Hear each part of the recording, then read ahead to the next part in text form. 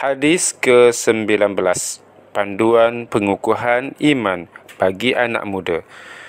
Daripada Sayyidina Abi Al-Abbas Abdullah bin Abbas radhiyallahu anhuma, beliau berkata, pada suatu hari aku berada di belakang Nabi sallallahu alaihi wasallam, lalu baginda bersabda, wahai anak muda, sesungguhnya aku akan mengajar kamu beberapa perkara yang sangat penting. Peliharalah hak Allah, nescaya Allah akan menjagamu. Peliharalah hak Allah, nescaya kamu akan mendapatinya sentiasa di hadapanmu, yakni membela-mu. Apabila kamu minta sesuatu, mintalah kepada Allah. Apabila kamu memohon pertolongan, mohonlah kepada Allah. Ketahuilah bahawa sekiranya seluruh makhluk berhimpun untuk memberikan manfaat kepada kamu, mereka tidak akan mampu untuk memberi sebarang manfaat, melainkan apa yang Allah Ta'ala telah tentukan untukmu.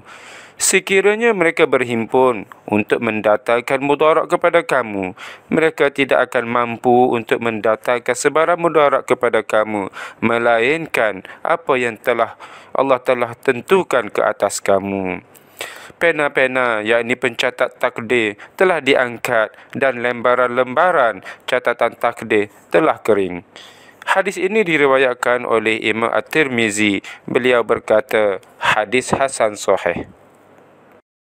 Dalam riwayat selain Imam At-Tirmizi ada disebutkan, peliharalah hak Allah, nescaya kamu akan mendapati Allah di hadapanmu.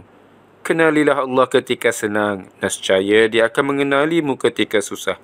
Yakinlah bahawa sesuatu yang tidak ditakdirkan mengenaimu sekali-kali tidak akan menimpamu, dan sesuatu yang ditakdirkan menimpamu sekali-kali tidak akan tersasar daripadamu. Yakinlah bahawa pertolongan Allah sentiasa bersama sifat sabar.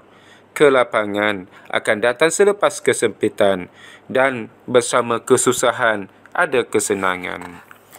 Pengajaran hadis. Pertama, mengingati Allah Subhanahu Wa Taala dalam semua urusan kehidupan dengan cara: 1. Menjaga batas agama dalam semua sudut jasmani dan rohani. 2. Sentiasa memohon pertolongan dan perlindungan Allah Subhanahu Wa Taala. 3. Sentiasa bertawakal kepada Allah Subhanahu Wa Taala selepas berusaha dan berdoa. Kedua, orang yang sentiasa mengingati Allah dalam setiap urusan kehidupannya, maka Allah Subhanahu Wa Taala akan sentiasa mengingati dan bersama-samanya dalam setiap keadaan.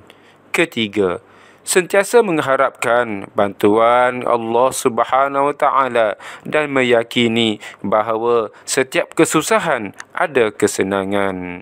Keempat, sesuatu kemenangan dan kemudahan akan dapat diraih setelah menempuh kesusahan dan kepayahan.